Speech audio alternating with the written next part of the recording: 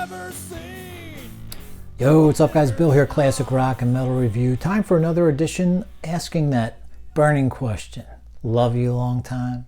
This one for Savatage's Power of the Night, their major label debut, 1985. Had it when it was new. This is their third overall release, and if you're new to the channel, the whole premise of this episode, regular episode I should say, is that I've pretty much picked my collecting up in the last 5 years to a point that it hasn't been at since the 80s when I first started collecting. Probably had, I don't know, maybe even 1,000 records my first 6 or 8 years collecting. It's all I spent my money on. Really got away with it. I really got away from it, I should say. And went a lot of years just getting a couple dozen albums a year, but nothing much. And sort of got back into metal again after purging my collection of a lot of metal by, say, 1990 or so. Recouping a lot of that stuff in the last 5 years. So one of the best things about it is, or I thought interesting thing, was comparing my memory of some of these records to what I feel about them now. So hence the title, Love You Long Time. I think we've had about 10 episodes, 3 thumbs downs, I think about 7 thumbs ups. And me and my closest friends, music buddies, we used to rate albums as a way to express to each other how good an album was or wasn't. And Savatage, I remember being a strong 9, Power of the Night. Strong 9 for me. Probably days where I'd go 9.5 on this thing. Almost perfect. And another one that I was kind of on an island about. Didn't know anyone that had it, heard it, nothing. So we'll go track by track and see about that. So going to hold up to be a 9 out of 10 all these years later. We'll do a brief band history like we usually do. Give you my very brief history with Savatage. Not even much to tell you. Took a chance based on one song, picking it up in the record store. So reason I like doing these episodes, it's kind of fun to, like I said, compare those memories to what I think now. But also, what did we have as access points for information about these bands back then? Really not much. Some magazines and word of mouth.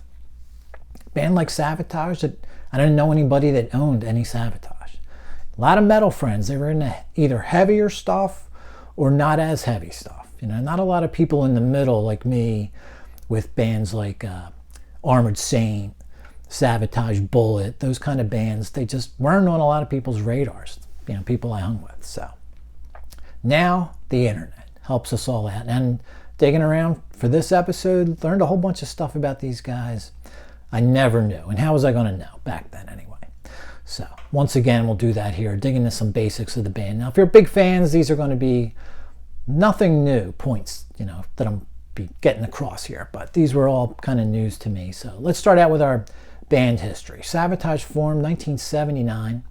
Brothers John and Chris Oliva, I'm going to pronounce it, or maybe it's Oliva. Sorry, I'll go with Oliva. They're in Florida. Original name of the band, Avatar. Multiple lineups until the early 80s when they settled on drummer Steve Wackles, bassist Keith Collins, John Oliva on vocals and keyboards, Chris the guitarist. They changed their name in 1983 because of Avatar already being copyrighted by another band, at least one other band. They end up doing 2 releases prior to Power of the Night on an indie label called Par Records. 1983's Sirens, 1984 EP, The Dungeons Are Calling. Neither of which I've ever heard. Power of the Night gets some big label attention. Atlanta Records signs them, releasing this one. Bring in producer Max Norman, who did Ozzy's first 4 albums, did some work with Y&T, also produced a power trio from Detroit Vendetta that I got introduced to about a year ago and talked about on this channel. So Max Norman, your producer, who'd go on to produce Armored Saint, Megadeth later on. Good solid choice there. Atlantic going all in on the production end, as you can see. So this album released April of 1985. So my brief history with it. Why would I go out and buy an album? I didn't know anyone that knew them. Metal Shop. Every Saturday night on 94 WISP. Midnight till 1:30 in the morning. All right?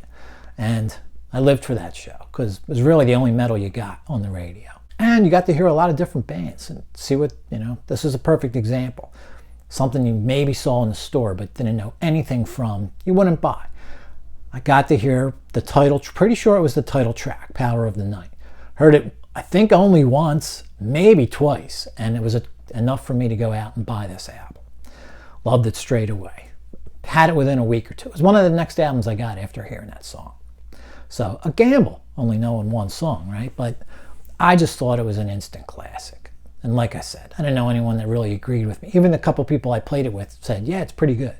That was all I ever heard them say about it. No one freaking out about it like I was. So solid 9, I would tell people. It's at least a 9 is what I would describe it to other people. So enough history. 35 plus years later, Savatage's Power of the Night. Do I love it? Long time. Let's find out. We'll do our typical track by track analysis. Guys, and if you haven't noticed, I don't really give 10s to anything. I mean, they exist. They're just really few and far between. So a 9 here is probably like a lot of other people's 9.5. So let's start out with the title track, Power of the Night. Great riff to open the record. That riff sort of reappears at the chorus again. I love John's vocals. His voice is just classic metal. Stands the test of time, for sure. Some of these guys, their voices are metal only and just a little too cliched. John's is just classic. It's cool in a general sense, and when he occasionally sort of bends that voice into a snarl, it doesn't come across as cheesy. It comes across as even more cool. Power of the Night, solid, great opener, classic metal. I basically gave that song a 10. Now, because it was such lofty expectations going for a 9, I don't think there's only been one other 9 target on this regular episode. Love you long time. I just decided to just rate these songs from 1 to 10 on an individual basis, right from Jump Street. And I gave Power of the Night a 10. Next, Unusual. Another great one. Nice rhythm changes from verse to chorus. They're cool and they're heavy. Killer synth wash at the chorus, really from the old school of horror sound of keyboards. So I like it. Eerie sound, keyboards going on. This funky rhythm, at the chorus. I have to tell you, it kind of sounds like something the Red Hot Chili Peppers would be doing 7 years later, But works great here. I like that Savatage isn't afraid to just duck their heads into different sounds, And I like that there's not only a nice bottom end to this sound and this quality on this thing, you can actually hear the bass strings being plucked. Production on here is excellent. This is Atlantic Records, say 1985 CD. I don't know the official, I have to check that barcode, I guess, to get the specs, but this looks like the old school jewel case CD. Now, I have to admit, I go out of my way to get jewel cases, and I don't even care if I'm paying more, and I don't even care if it's necessarily the best sound in edition. Just can't stand digipacks. And you get the best of both worlds here, I think, because this thing sounds great. Max Norman and the band, one of the best sounding CDs, I've heard, especially in metal. And by the way, I went the benefits charity route on eBay and paid like $7 for this, free shipping. They usually don't pay off. I really avoided them for a while after getting a couple real crappy condition discs. This one, nice shape. I think I put a new jewel case on there, so the jewel case might have been scratched up. Just changed that out. But sometimes you win, sometimes you lose with those benefits charity cheap CDs. This one came through. So excellent sound. Really, there's like no even need to buy it on vinyl. Unless you can get the vinyl cheap, which is what I originally owned back in the day. If you can get this 1985 Atlantic CD, I think this was the American and UK, pretty much look the same, then just get this. It sounds fantastic. Unusual, another 10 out of 10, honestly. Warriors, another just flat out great metal tune. The chorus, right, alone has me sold. Warriors. It's awesome. I love that song. Kind of, for about 35, 40 minutes, back in my bedroom in 1985 again, listening to this thing so far. It's great. Oh, by the way, still working on some Tito's and a little cocktail here.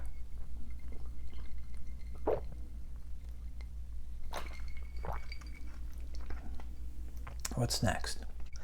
Necrophilia. Another good one. Another great one. Love that opening riff. Kind of reminds me of something Michael Schenker would do back in the UFO days. Cool little crushing riff there to open a song that itself is a skull crusher.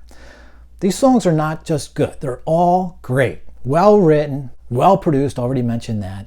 Solos don't blow your mind off, but they're good. And you know what? There's also some cool little accent riffs thrown in there. Total studio stuff, but well done, great production. It's just greatness upon greatness so far. I basically got 4 10s so far. Washed Out, number 5. All right, maybe it's a little bit of a step down from the first 4 songs. Just fastest one on the album, I think. But here's how great this album is so far. Washed Out's my least favorite, and it's still a 9 out of 10. Or maybe even a 10 out of 10. It's that good. I think I unfairly gave this an 8 or an 8.5 first go around, just comparing it to the first 4 songs.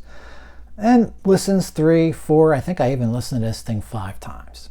Just continue to enjoy it more and more. That sort of phaser effect on the guitar while it's just doing that, hoping that, I think it's an open E. That chord that opens the song. It's there for the rhythm, chorus and everything. It's only 2.5 minutes. It's not trying to be songs 1 through 4.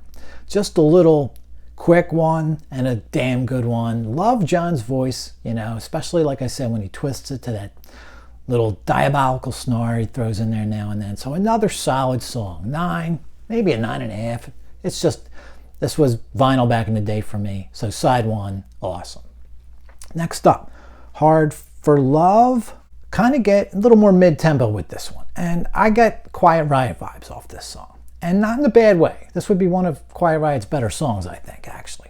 When I first listened to this album a month ago, Getting It Back I'm talking about, this was the first one I kind of just listened to as opposed to just totally rocked out my living room. Guys, before I even researched anything about this album, I already listened to it a couple of times. I literally wrote this little note down when I was doing this episode prep. If anything had a remote commercial possibility, it was Hard for Love, but good luck with a title like that. Wrote that down myself, not knowing the background with this song in Atlantic Records. Turns out I was spot on.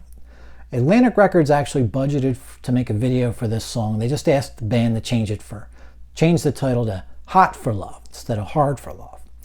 And it still became a single, but the band refused to do it.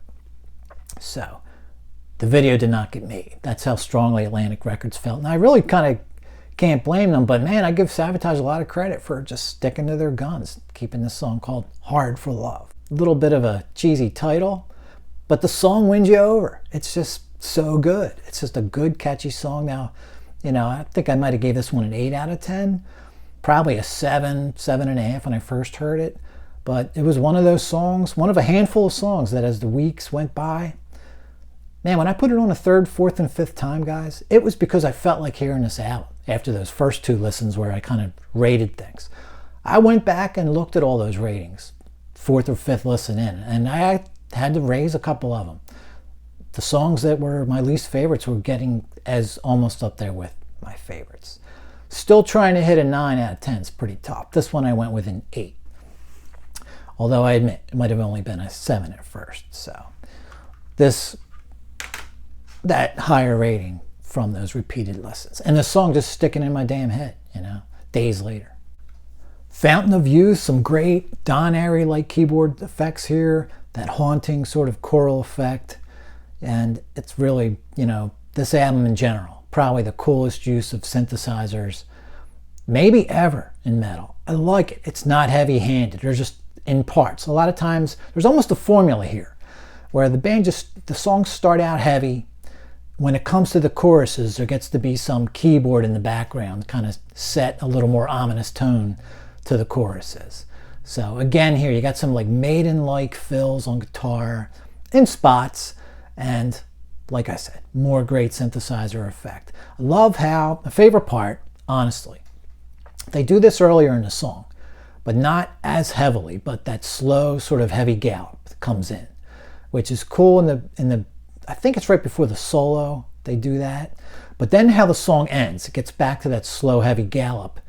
Instruments start to drop out to where you're just listening to that dun da da dun da da dun.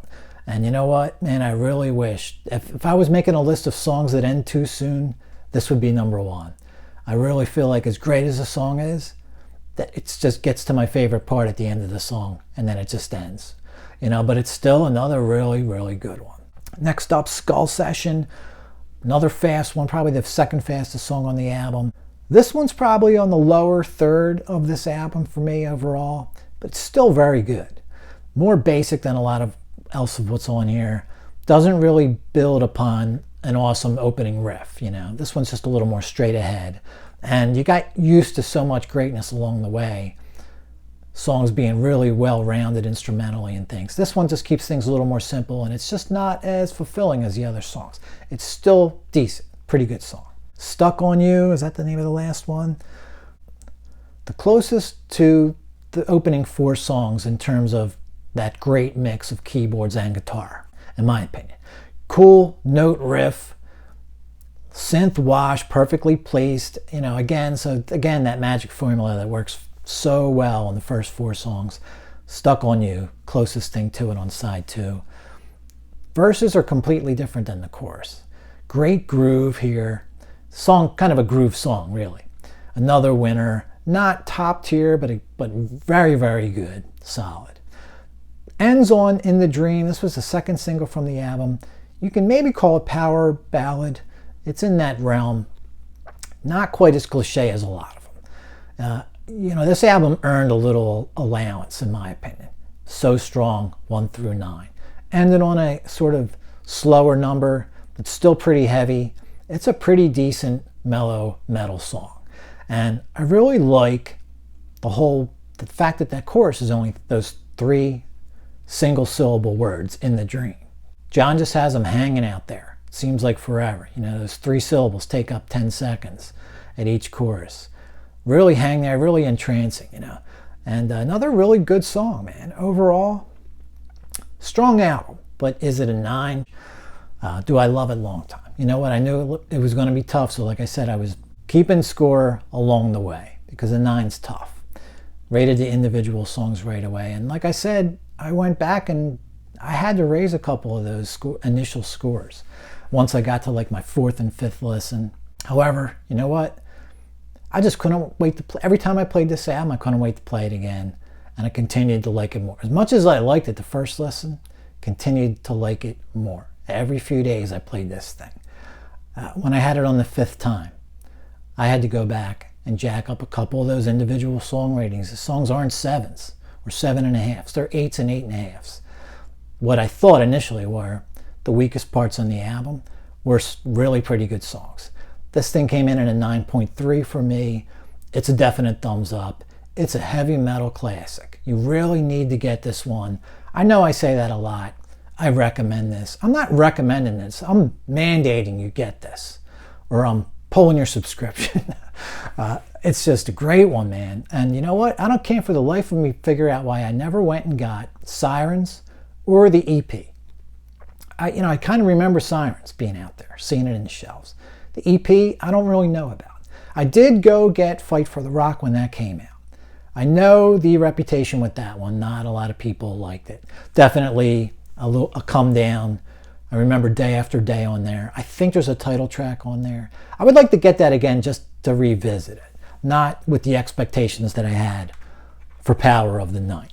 But just to get it again, because I did have that, and I did play that quite a bit too.